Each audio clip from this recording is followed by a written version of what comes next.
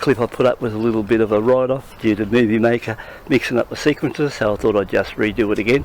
So what I'm going to do is combine both bikes on the one ride, so it'll be the KTM 390 adventure bike. This is the 2020 model we're looking at now, and I'm going to put it against the Royal Enfield 650 Interceptor. So I'll just do a recap on this particular bike, then I'll take it for a bit of a run. After that I'll come back, bring out the Interceptor, take it on a run too, and then you'll get an idea of what I think of both bikes being taken out on a run just only a few minutes apart. So we're looking at this 390 bike. They come in at around about 170 kilos in their dry weight state. They got a 19-inch front wheel, 17-inch back wheel. They come with around a 14.5 litre fuel tank, which at the moment is good for roughly 400 kilometres of travel. I've actually got 300 kilometres of travel out of it. At that stage the low fuel light came on and started blinking, and when I checked it out I still had 4.5 litres of petrol left in the tank, so they have got a very long fuel range as far as that goes.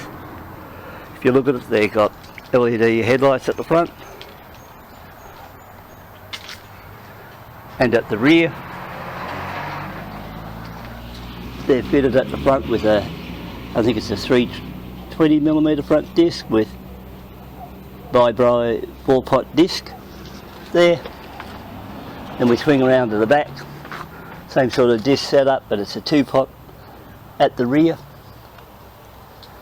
One good thing about here, foot peg, you can remove the rubber plug.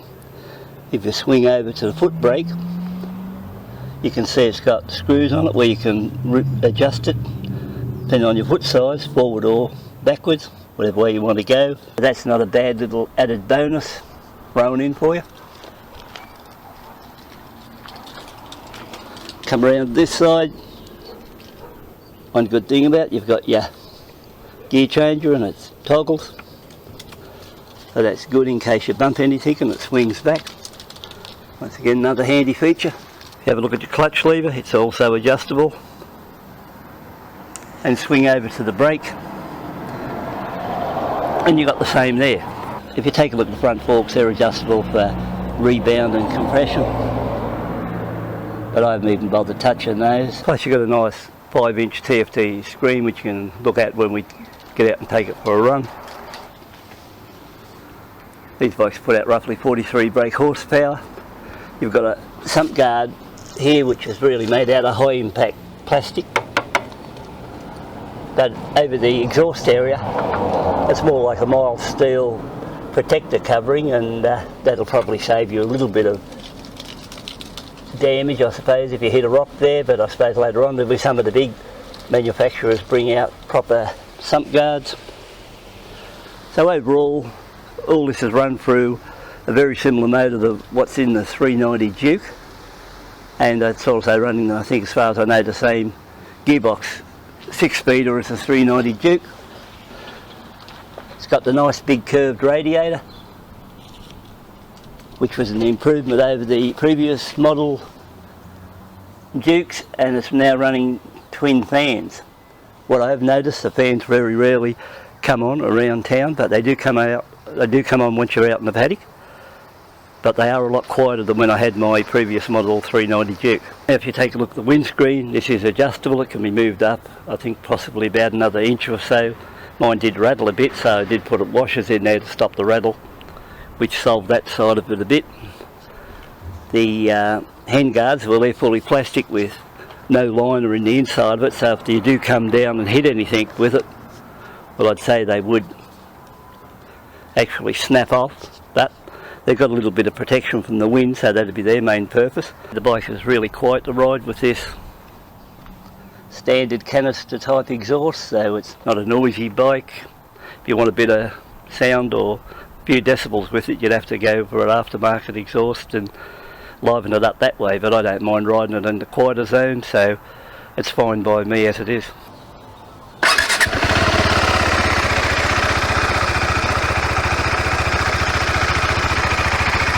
Give it a little bit of a rev.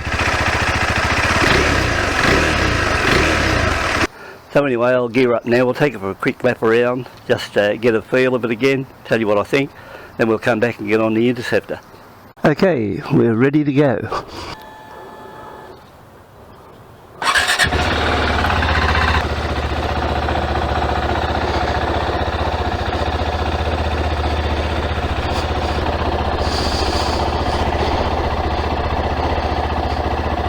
First thing you notice on this bike, it's a little bit higher off the ground than what you first think, but it's a fairly light bike, so I'm 5'9", 32 inseam, and you find that even then, if you're wearing sort of flat tight running shoes, you can just sort of take the bike on, or the weight on your right foot, and just balance the bike quite easy because it's not a heavy bike.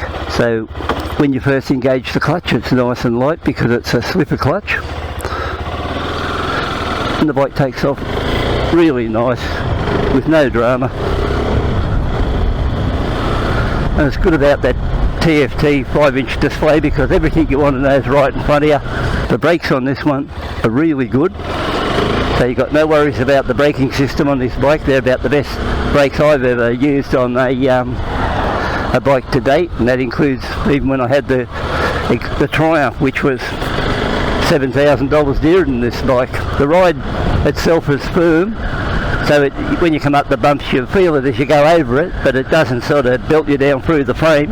You can see out of the mirrors nice and clear. The bike is really flickable as far as nicely balanced as you go around. You can sort of tell when you're sitting on the bike that you're a little bit higher up off the ground than say compared to when I'm riding the Interceptor. I really like when you're going along how you can look down and you can see the nice big digital readout on the speedo, and also the gear indicator.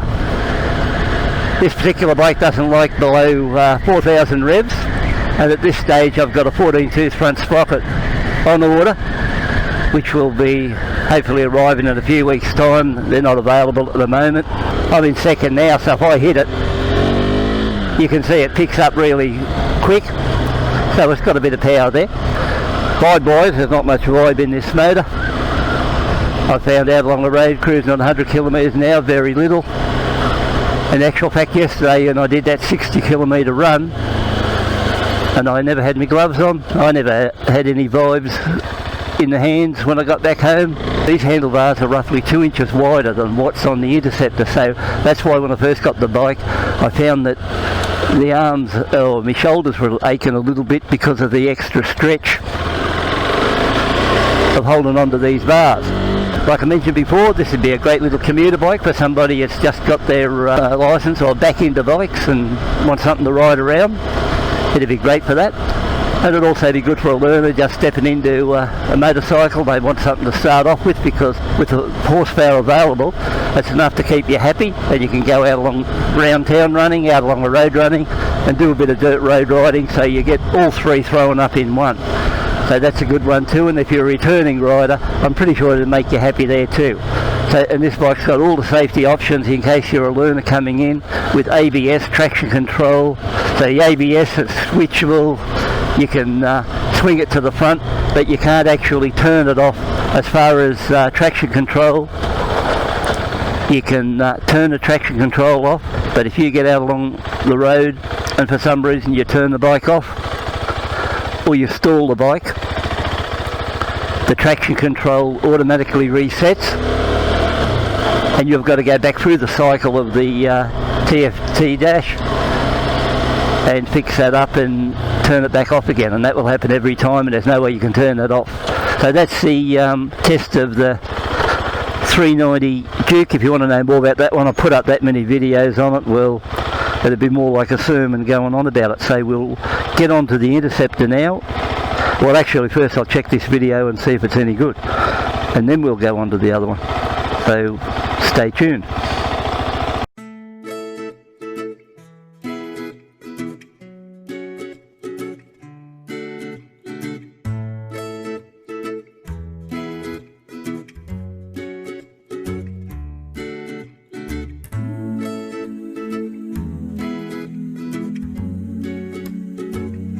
Okay, we're back out the front again. I've got the Interceptor out now, and this is a 2019 model 650 Interceptor in the glitter and dust or chrome version.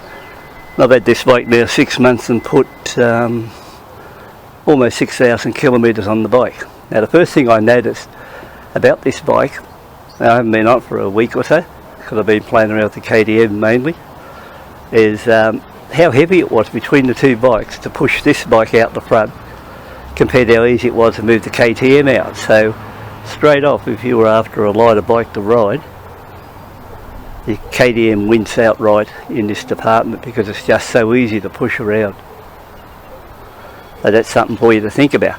I also noticed this bike was really heavy in the steering when I was moving it out into this position out the front compared to, once again, lightweight from the KTM.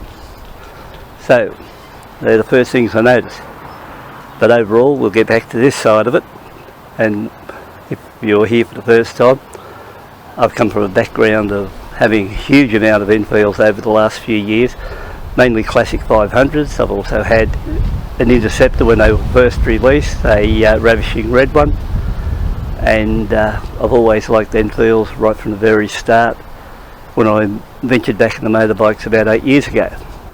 The only electronics on this particular bike, because it's like a trip back in time for a new bike, the only electronics on it is a really ABS braking system, and apart from that, it's got the fuel injection, puts out 47 horsepower.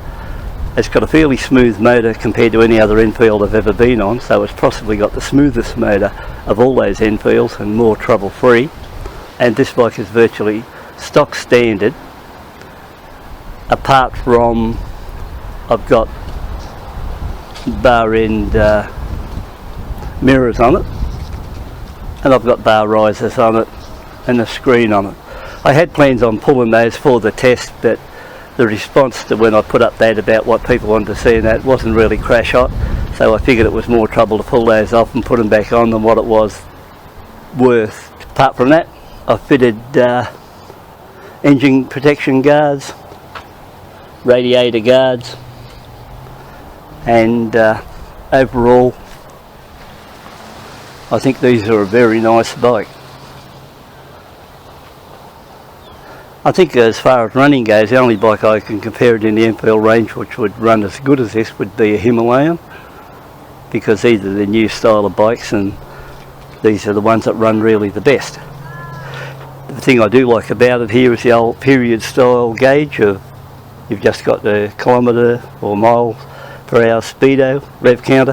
When you look into the gauge itself, all you've got is a manometer in digital and also the trip meter in A and B, so there's nothing fancy down there for you to look at. So this is really more just an old school type bike, I reckon.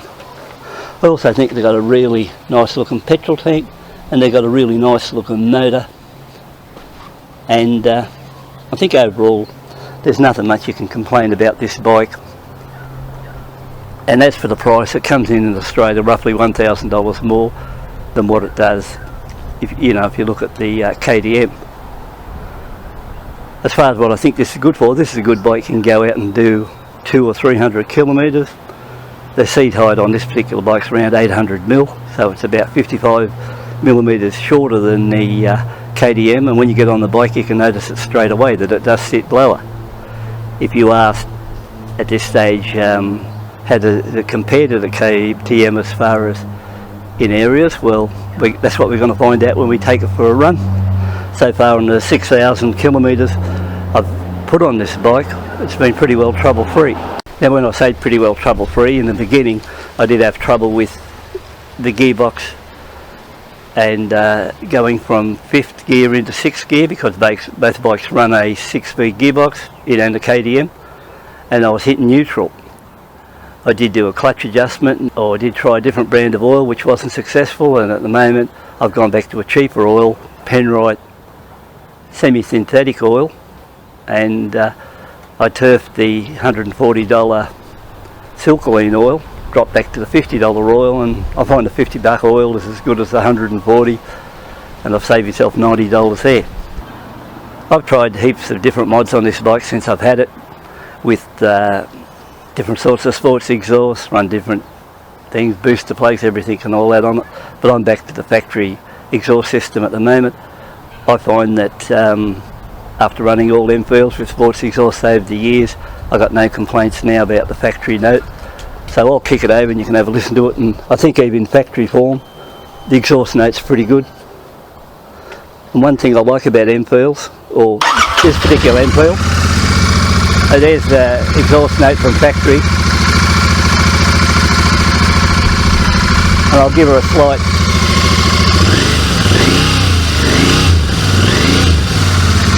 so you can tell it's got not a bad note to it. I've already given this bike a couple of minute pre-warm up before I brought it out here anyway. Yeah, so one thing I like about this model, or especially the 650 Interceptor, you can come out and it hasn't been started for a week or 2 weeks. They usually start, or this one does, first time every time. You give them 2 or 3 minutes warm up, you can come out here, get on it, go for your ride on it, and it'll do that job with no drama whatsoever, and it's been so far a trouble-free bike. So I definitely won't take it into the paddock now, because if something goes wrong and I drop it, I probably won't be able to pick it back up again. I think I could get the KTM back up, but I don't think I can get this back up. That's what I think at the moment. So I noticed then when I pushed it out it was a bit of a struggle, so I don't think I'll push my luck with this one, but we'll kick her up and take this for a run. We're engaged, and one thing I say is it's got a really nice exhaust note, the Interceptor, and a lot easier to put your foot on the ground. The other thing you notice with it, it seems a little bit top heavy, so it could be easily thrown off balance compared to the KTM. The weight seems to be right up high in the motor. And I actually like the KTM seat better, to be honest.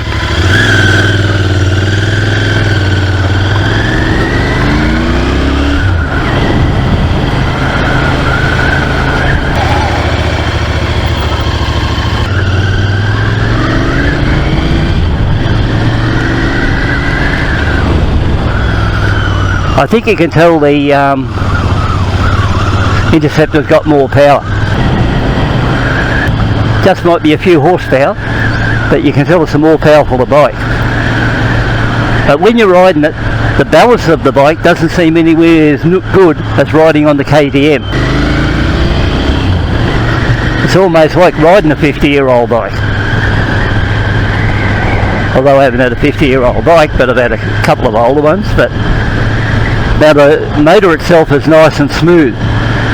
So it's a really nice smooth motor, and you don't get any hiccups or something like some of the older Enfields when you used to go and purchase those ones with surging or anything like that. You can get right out off the bat and get onto it and ride it, and it'll be a nice smooth bike. The brakes are alright, but still, hate to say it, not as good as what's on that KTM. Instrumentation when you're riding along is nice and clear too, so it doesn't matter if it's digital or not, you can read it. Clutch is good, it's also got a slipper clutch, and there's no doubt the Interceptor's got a really nice motor on it. It's just really silky smooth.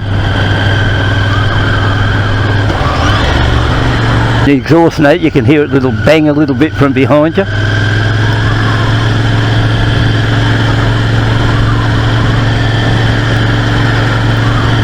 As for the steering, but the steering's nowhere near as good as on this bike. It doesn't steer anywhere near as good as that KTM around town. I'd have to say actually the steering's pretty shitty.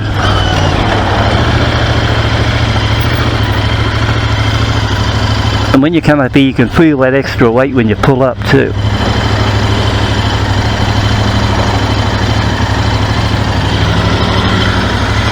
And I'm just giving you an honest test here because I like Royal Enfields because I've had 15 of them, so I'm not here just pissing anyone's pocket about a KTM or anything like that.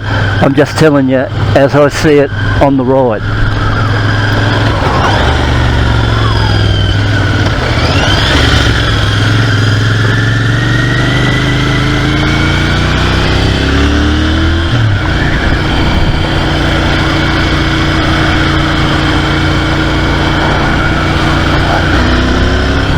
Yeah, you can feel in that I haven't got a gear indicator, so I think I'm in second. Yeah, I was in second gear. You can feel the bike take off then in second, and but you can also feel how rough it was over those bumps there.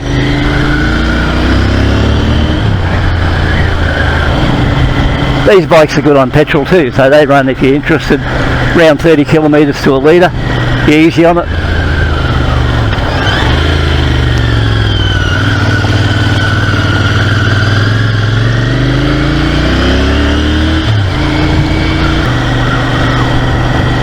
Yeah, so overall, you know, if you're going down to the cafe and a bit of cafe run or on the other one, you wouldn't be disappointed on this Interceptor too. I think you'd find it a nice bike to ride around.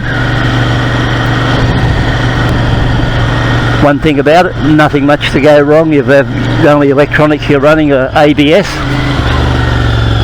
but you certainly miss that, strange as it sounds. Oh, it's got really good low torque, you know, when you come back into that corner at second gear and just put your hand on the throttle there at 2000 revs and you can just take off. Just something you can't do on a KTM. Outright impossible. That it just bogged down and wouldn't move. But I think on this run around town they both got their good and bad points. Both of them have got sort of what you call partly clunky gearboxes, so I wouldn't call them both crash-hot gearboxes.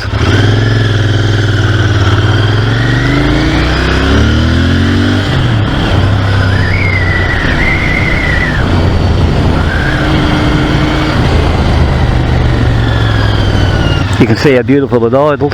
They really idle nice. You know, either way that you look at it, doesn't matter.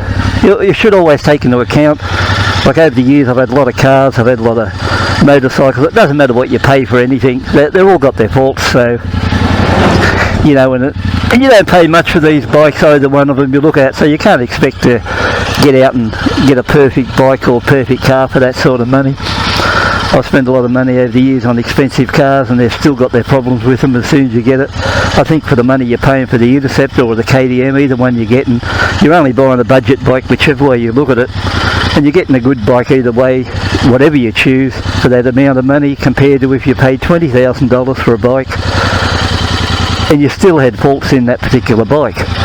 So, you know, you just can't win either way you look at it. But if you look at that one there idling away now, it's a really nice bike and one you can get out on and enjoy yourself. So we got them both there.